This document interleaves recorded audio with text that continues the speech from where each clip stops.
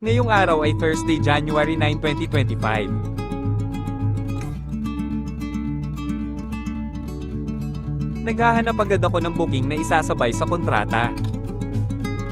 Yes guys, may kontrata ulit kami ngayong araw. Maaga kami umalis ngayon dahil sigurado magiging matraffic ngayon dito sa Manila dahil sa fiesta ng Nazareno. Makikita nyo sa left side, mahaba na ang traffic dyan hanggang sa Lacson na yan.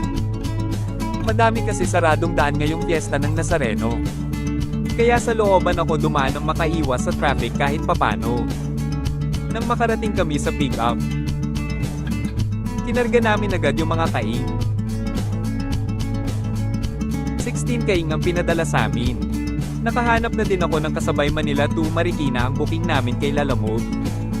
2.6 kilometers ang layo ng pick-up location. At pumunta na agad kami sa pick-up para hindi mag-cancel si customer. May ibang customer kasi bigla nagka-cancel pag alam nilang malayo pa sa location nila. At pagdating namin sa pick-up location, naka-ready na ang mga items at kinarga na agad nila ito. 11 kilometers ang layo ng first drop location. Umalis na agad kami para pumunta sa drop-off. Manila to Antipolo nga pala yung kontrata namin ngayong araw. Kaya sakto lang yung nakuha naming Marikina dahil on the way naman ito. Pagdating namin dito sa Aurora Boulevard, paakyat kami ng flyover papuntang A. Bonifacio Avenue.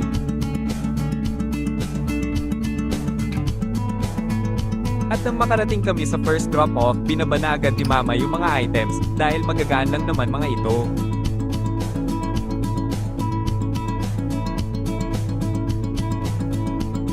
Nang nababa na lahat, umalis na agad kami at on the way na kami sa Antipolo. At nasa Antipolo na kami, dito kami dumaan sa Marcos Highway dahil isang straight lang naman ito papunta sa second drop location.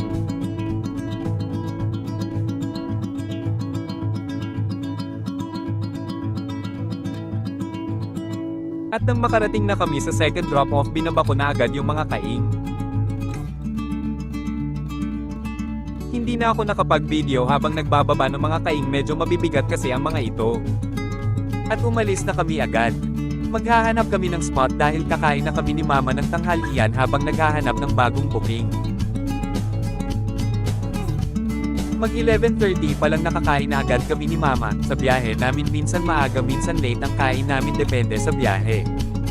Habang kumakain kami nakakuha ko ng booking. Antipolo to E. Rodriguez nakuha namin. 260 meters lang ang layo namin sa pick-up. Pagkarating namin kinarga na agad ni Kuya yung mga items. 16 kilometers ang layo namin sa drop location. Binaybay namin ang kahabaan ng Marcos Highway papuntang Aurora Boulevard. Maganda tong nakuha namin pabalik dahil isang straight lang ulit ito papuntang drop location. At nang makarating kami sa drop-off, binaba agad ni Kuya yung mga items. Habang nagbababa si Kuya ng mga items, naghahanap na agad ako ng next booking namin. Ang fourth booking namin ay Doña Imelda to Makati. 680 lang ang layo ng pick-up location.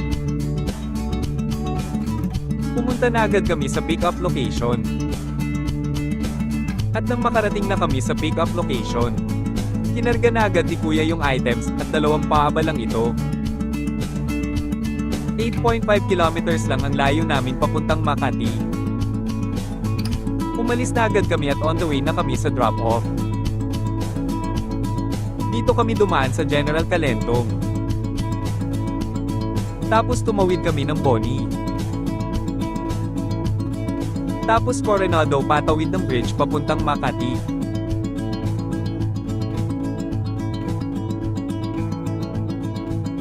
Village pala tong drop-off namin at nang makarating na kami. Hindi kaagad nababa ni Kuya yung items dahil GCash payment yung shipping fee. At nang nasend na yung payment, lumabas na agad kami ng village.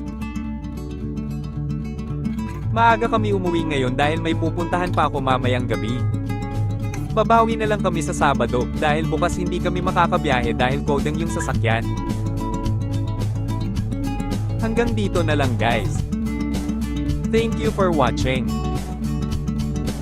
Follow for more videos.